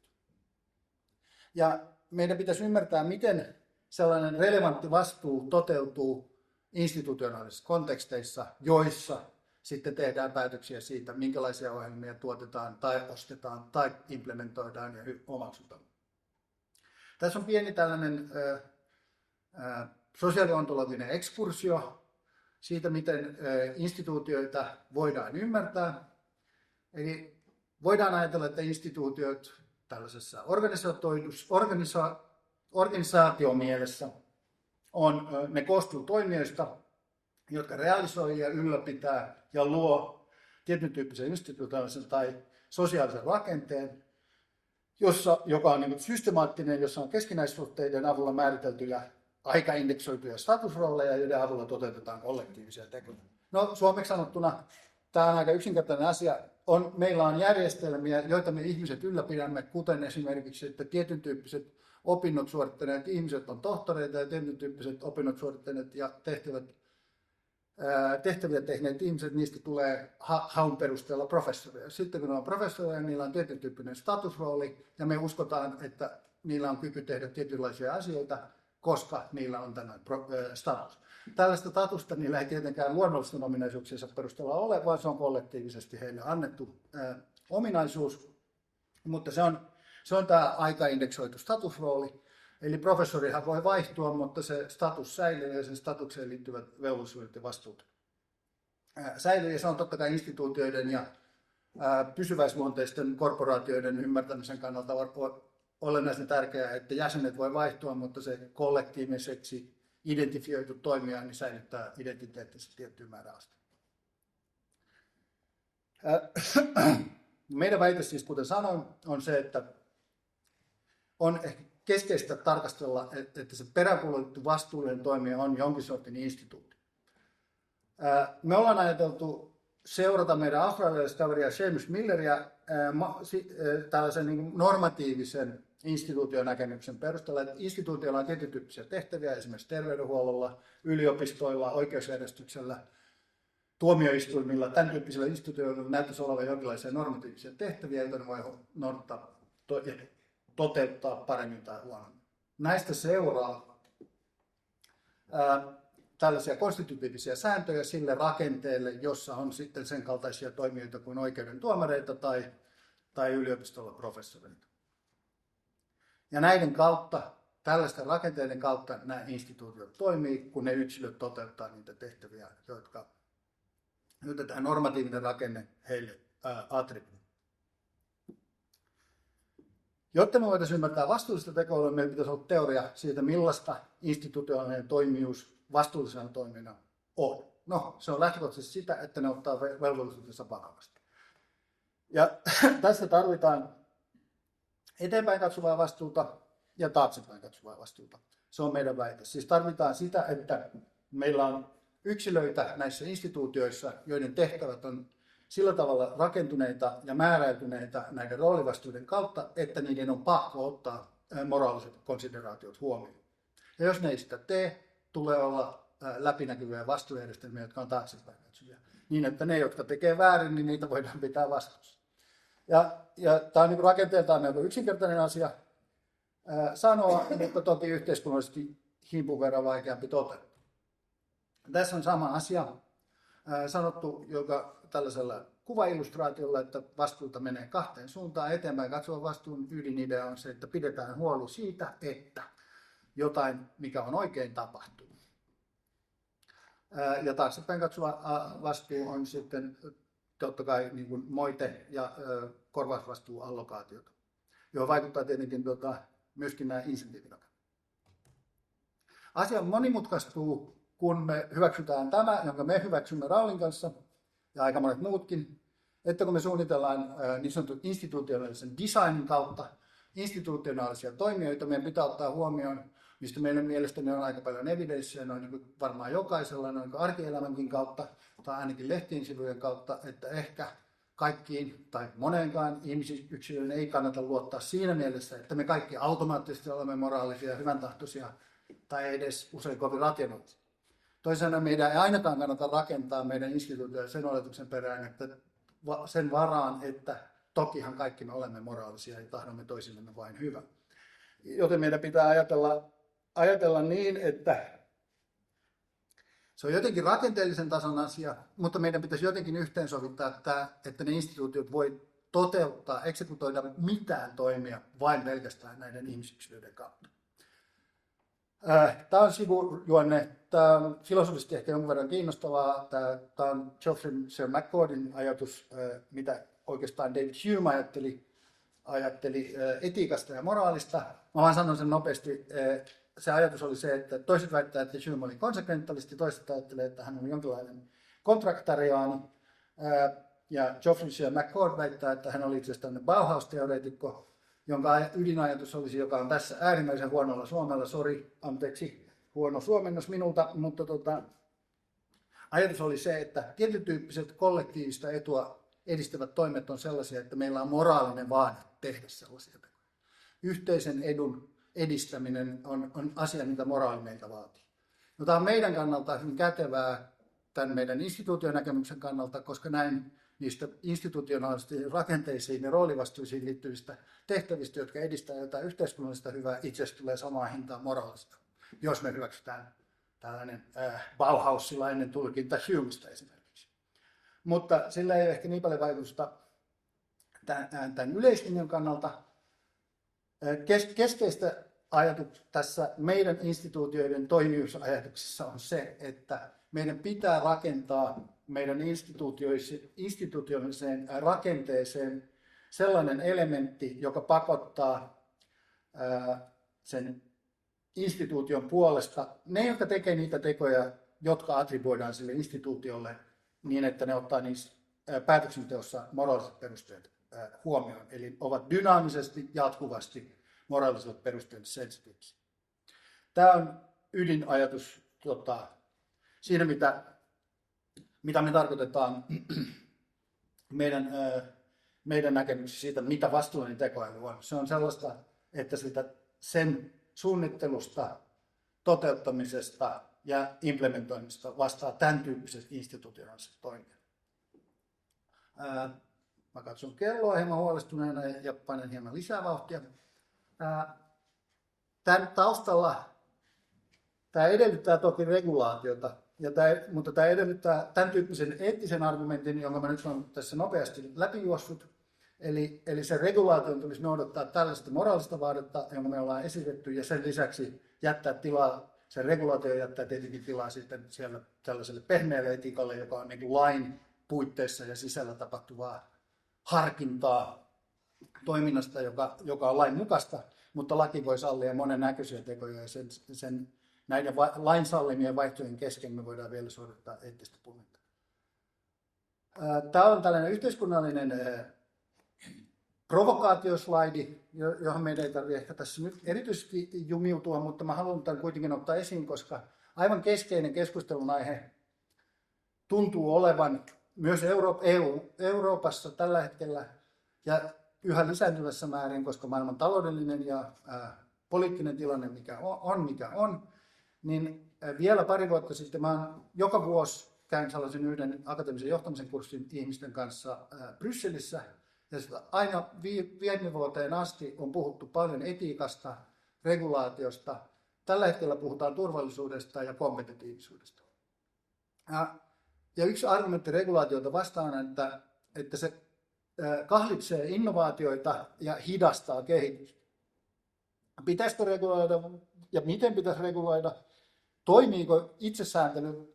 Tämä on mun mielestä melkein vitsi, että onko niin, että kansainväliset korporaatiot, ne itse säätelee itseään ja meillä on ikään kuin huoli pois siitä, että kyllä kaikki moraalisesti menee hyvin, kun näin vain tehdään. Itse olen tällaisen järkevän reguloinnin vahva kannattaja. Mä sanon muutaman sanan tästä Hollanti-jutusta, mutta Hollannissa reguloidaan algoritmisten järjestelmien omaksumista instituutioissa konteksteissa melko voimakkaasti, ja siellä on lakisääteistä, että tietyn tyyppiset toimenpiteet tehdään ennen kuin algoritmeja otetaan minkään instituution käyttöön, johtuen siitä, että siellä on asiat mennyt tarpeeksi dramaattisesti aikoinaan pieleen, sellaista lasten elatusaputapauksessa, jossa tapahtui paljon itsemurheja, perheitä meni rikki ja hallitus lopulta erosi. Itse ajattelen, että kehityksen argumentti, niin mulla on kehitteletään Milan Kundera vasta-argumentti siihen, että Milan Kundera aikanaan sanoi, että tsekkiläistä kirjallisuutta ei olisi ollut ilman Neuvostoliiton alistavaa valtaa, että sen paineen alla syntyi timantteja, koska piti opetella ilmaisemaan asioita oikein. Mä ajattelen, että tässä on totuuden siemen siinä mielessä, että regulaatio on vähän lapsellista ajatella, että se sinällään sulkisi luovuuden pois. Bryssel-efekti on mielenkiintoinen sellaisessa niin kuin toisessa kertaluokassa. Bryssel-efektillä tarkoitetaan sitä, että eurooppalainen regulaatio leviää muihin maihin, joissa sitä ei lakisääteisesti ole, että se omaksutaan siellä. Esimerkiksi yritykset omaksuu sen Brysselin lainsäädännön sen takia, että se toimii Euroopassa kilpailuita. Tosiasiassa toisin kerroksen Bryssel-efekti on se, että nämä isot korporaatiot, esimerkiksi Google, niin niillä on tuhansia ihmisiä Brysselissä tekemässä painostustyötä, jotta se lainsäädäntö on sellaista, että se palvelee niiden etuja ja sulkee niiden kilpailijoita pois. Ja lopuksi esimerkki tällaisesta välineestä, joka on regulaation tulos, jota itse olen ollut Suomessa pioneerimarkkinoinnissa mukana. Ja itse asiassa tämän järjestelmän tai mallin kehittäjä Mirko Schäfer on tällä hetkellä juuri meidän vieraana täällä Hessussa, eli HSSOssa. Hän pitää huomenna esitelmän ja työpajan torstaina. Mutta joka tapauksessa tässä on kysymys tällaisesta mallista, jolla tämä on työpajamalli ja tämä on pakollinen munisipaaleissa, Hollannissa, melkein kaikissa. Tässä kaikki ihmiset tai kaikki osalliset tai itse asiassa stakeholder-ryhmien edustajat kutsutaan tällaisiin työpajoihin, joita tällaisen algoritmisen järjestelmän käyttöönotto potentiaalisesti koskee. Sen jälkeen ne pelaa tällaisen lautapelin ja ne tarkastelee sen potentiaalisia vaikutuksia sitä, millaisen arvomaailman näkökulmasta ihmiset sitä algoritmista järjestelmää tarkastelee ja sen seurauksia tarkastelee, jonka jälkeen siitä luodaan tällainen dokumentti, jonka perusteella tehdään päätöksiä vaikutuksen algoritmisen järjestelmien käyttöön. Tämä ei ole ratkaisu kaikkiin maailman ongelmiin, mutta tämä on malli siitä, kuinka organisaatioita voidaan reguloida niin, että yksilöt niissä on pakotettuja ottamaan moraaliset perusteet huomioon. Ja tämä on se suunta. Me ollaan nyt kehittämässä tästä versio roboteille tällä kaasuluekeississä, niin kuin liikenneroboteille. Mutta koska kello rientää, niin tässä on minun lopputulemani. Eli tarvitaan regulaatiota, joka pakottaa relevantit toimijat olemaan sensitiivisiä moraalisille perusteille ja dynaamisesti, eli jatkuvasti kaikessa toiminnassaan, joka edellyttää sitä, että nämä perusteet on käytäntöihin upotettuja ja tämän tyyppiset, kuten tämä Data Ethics Decision Aid, niin ovat sellaisia moraalisia käytäntöjä, joita soisi olevan enemmän ja niitä kehitettävän. Ja kiitos kärsivällisyydestä.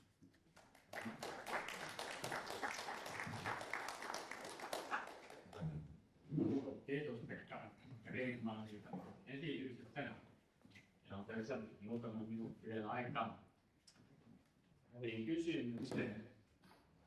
Vaihdan silmälasit. Onko siellä herännyt kysymyksiä? Mä kysyn yksinkertaisen kysymyksen. Kuinka suuren osan tästä problematiikasta selvittää se, että hyväksytään tiedeyhteisö ja niin sanotut vertaisarvioidut raportit? Ja lisänä ehkä siinä, niin kuin lääkärit tekevät käypähoito-ohjeita, niin heillä pitää aina siellä alhaalla olla sitoumukset, mihin ovat sitoutuneet, jolloin tiedettäisiin myös, että kenenkä tai minkä 5 amerikkalaisesta tietokoneyhtiöstä on riippuvainen tai ei. En osaa sanoa kuinka suurin osa, mutta uskon, että se on erittäin tärkeä osa sitä ratkaisua, tämän ongelman ratkaisua. Ja tällaista on esitetty tällaista vastaavainen kuin lääkäreiden niin kuin ammattivala-tyyppistä ratkaisua näihin tekoälysuunnitteluun ja ohjelmien niin kuin designaamiseen, joka voisi olla niin kuin sellainen järkevä tie osin. Mutta tietysti näissä on niin kuin poliittisia tekijöitä ja muita, että me tiedeyhteisön ääni, niin kuin tiedetään, niin ei se ainakaan se kuuluvuus ole mitenkään erityisesti viime aikoina parantunut, että siis poliittisella päätöksenteolla on huomattava iso vaikutus, ja sen takia mä haluaisinkin korostaa tätä regulaatiota, että meidän niin kuin äänestäjinä kannattaa ottaa se huomioon, ketä me äänestetään, jos me halutaan, että me saadaan sellaista regulaatiota, jossa se tieteen ääni kuuluu. Ihmisen vastuunkantokyvyn kehittymisen kannalta on tietysti oleellista, että ihmisillä on kyky tuntea mieli hyvää ja mieli pahaa. Hän saa välin porkkanaa, välin keppiä. Niin onko mitään keskustelua, että tällainen mieli hyvä, mieli pahan kokemusten ohjelmoiminen olisi mahdollista koneille? On sellaista keskustelua toki käydään, mutta ehkä siitä on aika vahvaa erimielisyyttä se, että puhutaanko nyt siitä, että se voi ilmaista ikään kuin sillä olisi mielihyvän tunteita tai mielipahan tunteita. Ja mun käsittääkseni tietytyyppiset LLM-mallit jo tällä hetkellä huijaa meitä varsin hyvin siitä, että kuinka ne tuntee tunteita meitä kohtaan ja ovat tosi pahoillaan, jos me sanotaan, että minulle tuli jostain paha mieli. Mutta tosiasiassa sehän vaan arvaa seuraavan sanan, että se näyttäytyisi ainakin näiden ihmisten kanssa, jotka on ikään kuin teknologiapuolelta asiaa lähestyy, ne pitää sitä keskustelua lähinnä filosofisena ja sellaisena hyvänä science fiction harrastuksena, että ei ne ajattele, että olisi kenenkään intressissäkään välttämättä synnyttää sellaisia koneita, jotka aidosti tuntee mielipahaa tai mielihyvää, mutta hyvinhän ne niitä jäljittää. Itse en olisi, jos ajattelee, miten mielihyvä mielipaha kone toimii keskimäärin meillä ihmisillä, millaisia hirviöitä me osaamme olla toisillemme, niin en tiedä, tarvitaanko meidän kaltaisia täällä lisää. Että ehkä olisi hyvä olla varovainen sellaisen riskin ottamisen kanssa.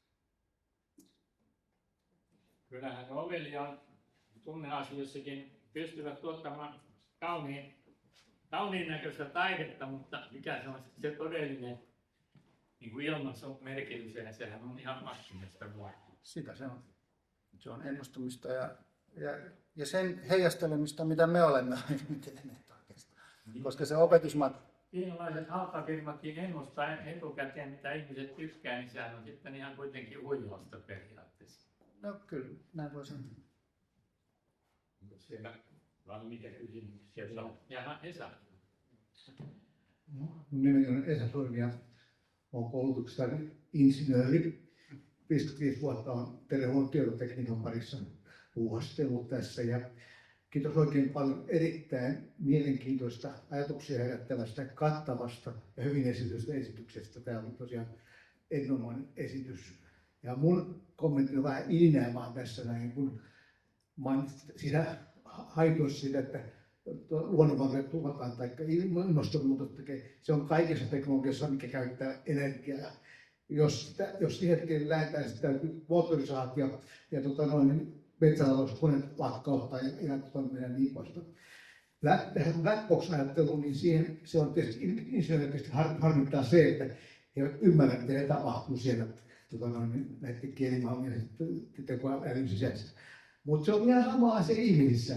Ei kaikista psykologisista psykiatrista huolimatta, ei minä Vladimir Putinin eikä Donald Trumpin päänsä, mitä siellä tapahtuu. Jos hän ottaa minua ainakin vähän enemmän kuin joku halusi olla tekoäly tässä tapauksessa.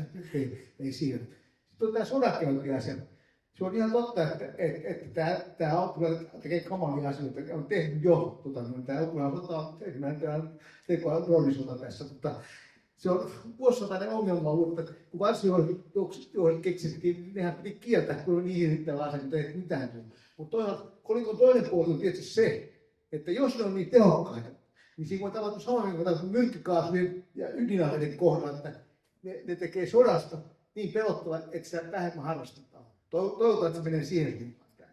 Mä oon insinööri, mä puhun koko insinöörin puolesta, että kyllä mä oon ihan samaa mieltä, tai ihmiset ovat ihan samaa mieltä, että ei se vastuun voi olla tekoäly eikä robotti.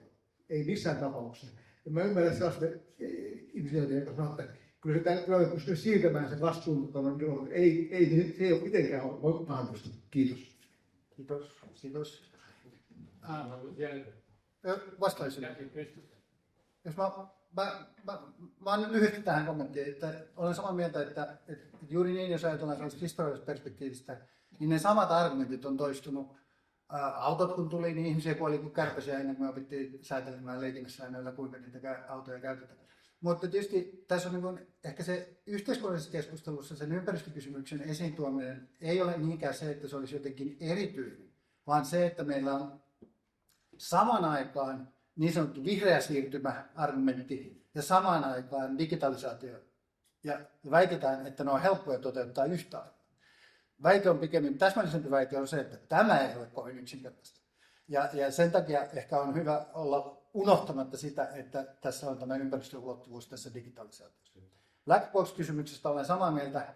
Ja itse asiassa siinä mielessä olen vähän eri mieltä, että itse asiassa black box-ongelman ongelma ei ole tarkkaan ottaen se, että me ei tiedettäisi, mitä siellä koneissa tapahtuu. Kyllä monet insinöörit tietää, mitä ne on sinne syöttänyt ja miten se toimii. Ainoa vain, että se ei vastaa siihen kysymykseen, mihin me haluttaisiin se vastaus. Nimittäin siihen, kuinka se päätyi siihen tulokseen, joka tuli ulos.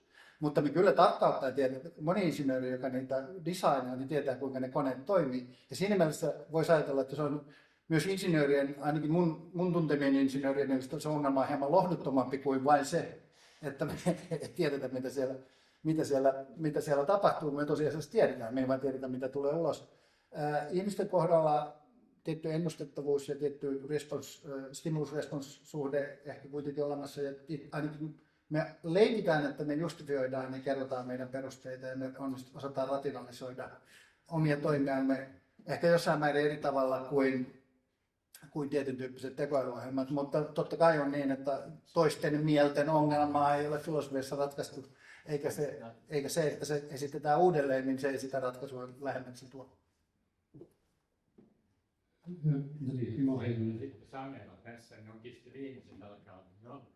Joo, kun puhutaan vastuullisesti tuotetusta vaikka ruoasta tai vaatteista, niin voidaan puhua vastuullisesti tuotetusta tekoälystä ja voidaan tuossa sitä soveltaa sitten jotenkin sillä, että ryhdytään tämmöisiä kursseja, vähän niin kuin on hygieniapassi elintarvikealalla, niin olisi työntekijöillä joku tämmöinen, tai voi yleensä tämmöistä vastuullisuutta kouluttaa. Tuossa nyt oli asia Hollannissa, että niin pelillistäminen olisi ehkä paremmin kuin joku tämmöinen kurssi, joku nettikurssi vaikka, niin, mutta voisiko semmoinenkin olla parempi tämmöistä näet siellä liikkeellä. Ilman muuta. Ja itse asiassa uskallan sanoa, että tuo eräänlainen teollisuuden haara, tai siitä ainakin syntymässä, tällaisten vastuullisen tuottamisen, suunnittelun, implementoimisen, ikään kuin käytäntöjen ja työkalujen, eettisten työkalujen kehittämisessä. Ja siinä luojan kiitos on muitakin kuin filosofit. Että siinä on niin kuin insinöörejä, robotisteja. Me ollaan tuon Bonnin yliopiston robotistien kanssa, niin me ollaan oltu rakentamassa sellaista verkkosysteemiä, jossa on vähän sama idea kuin tässä Dedassa, jonka teille näytin, mutta se on huomattavan paljon raskaampi ja vaativampi, jossa kuljetetaan niin kuin läpi, että no ainakin minkälaisia asioita pitäisi ottaa huomioon, minkälaisista asioista pitäisi olla tietoinen, minkälaisia riskejä, ja ne on hyvin niin kuin lokaaleja, että kysymys on siitä, että minkälaisesta ohjelmasta tai minkälaisesta robotista on kysymys, ja minkälaiseen kontekstiin sitä ollaan laittamassa, ja sen ympärille rakennetaan sellainen kysymyspatteristo, jota tulisi ottaa huomioon. Ja, se ei ratkaise ongelmaa, mutta se voi olla puoli ruokaa, ja jos meillä vielä löytyy poliittista tahtoa niin, että meidän on oikeasti näin toivottava, niin mä uskon, että ainakin me teemme paremmin kuin me nyt teemme. No sitten Samuel on käynyt. Joo, Juha Samela, seuran sihteeri.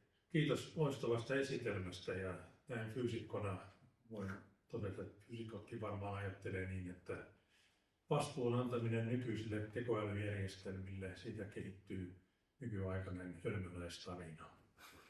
Se varsinainen aiheeni on se, että ennen pandemiaa tässä samassa salissa kokoontuu tulevaisuuden tutkimuksen seura ja siellä pohdittiin tätä regulaatiota ja todettiin, että se on aivan välttämätön ehto niin kun selvitä tästä uudesta teknologiasta. Ja muodostui semmoinen skenaario sitten siellä tulevaisuuden tutkijoiden kesken, että joskus lähitulevaisuudessa maailma jakautuu isoihin blokkeihin, jotka kilpailevat tällä tekoälyllä, sen saavutuksilla ja ehkä ovat hieman toisten niskassa myöskin. Ja ne eri tavalla kehittävät tätä regulaatiota. Silloin oli jo selvää, että EU on tällainen regulaation kehittäjä. Ja nyt kun maailmantilannetta katsoo ja ajattelee Yhdysvaltoja, Eurooppaa ja Kiinaa, niin hämmästyttävällä tavalla tämä skenaario vaikuttaa todellisuudesta. Olette kohtuu hyvin. Haluatko kommentoida tätä? Siis uploadit vaan hyvälle ennusteelle. Siis, maailmahan on noudattanut juuri tota. Mutta olen samaa mieltä, että kaikki robotistit, siis, jotka itse tekee robotteja tai tekoälyprofessorit MIT:stä, kaikki on sitä mieltä juuri mitä sanoit, että siis ihmiset, jotka ymmärtää mistä niissä koneissa on kyse, että se on aivan huuhaata se niiden vastuu, mutta se on tiettyjen piirien, taloudellisesti motivoituneiden piirien intressissä ylläpitää tätä tulevaisuusharhaa singulariteetista ja siitä, kuinka robotit ottaa kohta vallan, koska se mielikuva ohjaa meitä katsomaan muualle kuin inkrementaalisesti maailmaa meidän ympärillä tehdään huonommaksi, jos nyt rumasti sanotaan. Joo, kiitos. Nyt tämä oli viimeinen kysymys, ja tässä pari minuuttia aikaa sanoa jotain kohteliasta ja kiitellä sinua. Ja meillähän tässä, minulle tuli mieleen Suomen rooli EU:ssa, kun on Henna Virkkunen on vielä vastaamassa koko tästä paletista, niin hauska todeta, että Suomella on varmaan olisi paljon annettavaa, jos vaan sieltä otetaan yhteyttä, että onko ollut poliitikkojen kanssa mitään tekemistä. No, hauska kun mainitsit Henna Virkkusen, ennen kuin hän oli nykyisessä toimessaan, mutta toissa vuonna, niin kuin mä taisin mainita, me pyöritetään tuossa meidän instituutissa sellaista akateemisen johtamisen kurssia postdoceille, ja niin kauan kun meillä on vähän rahaa, niin me viedään ne aina sen kurssin päätteeksi Brysseliin. Ja viimeinen suomalainen poliitikko, joka me ollaan tavattu, oli nimenomaan Henna Virkkunen. No, hyvä. Ja kyllä me käytiin näistä asioista keskustelua hänen kanssaan. En tiedä kuinka paljon hän halusi meitä sitten loppujen lopuksi puhua, mutta oli mielenkiintoista tavata. Että kyllä hän on yksi niistä poliitikoista, joka on näistä asioista melko hyvin perillä, toisin kuin kovin moni muu. Joo, hän on fiksu tyttö Jyväskylästä ja harrastaa ratsastusta, niin pääsi noin tärkeälle paikalle, kun Ursulakin harrastaa. Sitten ihan lopuksi vielä pari sanaa. Tämä sinun teoriakin, tai teidän teoria vaikuttaa hyvin pitkälle mietityltä ja hyvältä ajatellen asiantuntijajärjestelmiä. niissähän se vastuu on sitten vähän samanlainen niin kuin insinöörin tai juristin tai arkkitehdin vastuu, mutta sitten se on kuitenkin tekoälypuolelle menee. Niin mä olen joskus miettinyt semmoista ongelmaa, että jos pyrittäisiin tämmöiseen suunnittelu- ja muotoilupalveluun, jossa olisi sitten täydellinen palvelu, että siinä olisi asiantuntijajärjestelmä insinöörillä ja rakennusinsinöörillä ja LVI-insinöörillä, kymmenkunta asiantuntijajärjestelmää, sitten olisi tämmöinen arkkitehti-asiantuntijajärjestelmä, joka sopailee näiden kanssa, niin voiko siitä tulla niin monimutkainen juttu, että se sotkee sitten jotain vastuukysymyksiä sun teoriaskin, vaan pystytkö heti sanomaan, että ei se kannata vastuuta, se vastuu jää minulle. Siis onneksi mä voin turvautua siihen, että mä olen filosofi, että mä olen sen verran kaukana siitä toteutustasosta, mutta uskallan sanoa, että olet aivan oikeassa. Mä olen nähnyt juuri viime viikolla Dublinin asuntojen suunnittelu designin koko kuvan. Se on niin mielipuolinen sotku, että siitä ei ole Erkkikään selvää. Ja vielä se on kaksi, se on sekä digitalisoitu, mutta koska juridisista syistä myös kaiken pitää olla paperilla, että se on kohtuu epäystävällinen on niin kuin ympäristön kannalta, mutta se on myös niin monimutkainen sotku erilaisia tasoja ja erilaista dataa ja niiden yhteensopimattomia muotoiluja, että käy juuri niin kuin sanoit, että menee filosofilta jalat solmuun, mutta kyllä mä uskon, että näitä voidaan järkiperäistää, mutta nämä on hirvittävän hitaita prosesseja ja nämä edellyttää niin kuin ehkä haluan toistaa poliittista tahtoa myös aika paljon. No niin, että nämä minuutit ehkä aikaa, niin on tässä vieraana sellainen australialainen arkkitehti, joka tämä responsive asia, kun sanoit, että se on nyt muodissa, niin hänellä on tämmöinen idea kuin responsive cohesion, eettinen tämmöinen vastavuoroinen ja harmonia, mitä voidaan hakea ympäristössäkin. Se nyt on tietysti vähän niin kuin estetiikkaan liittyvä juttu, mutta kaikki nämä sitten liittyy tähän asiantuntijajärjestelmiin, siellähän se sitten kulminoituu tämä vastuu ja sitten valta ja vastuu kietoutuu toisiinsa ja meidän vastuut on nyt sitten ruveta kiittelemään. Minähän tästä fysiikasta voi iloa olla, Short History of Science olisi tämmöinen. Wow. Kiitos sinulle nyt tästä hienosta esitelmästä.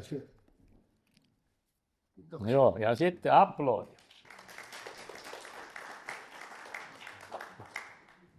Kiitos.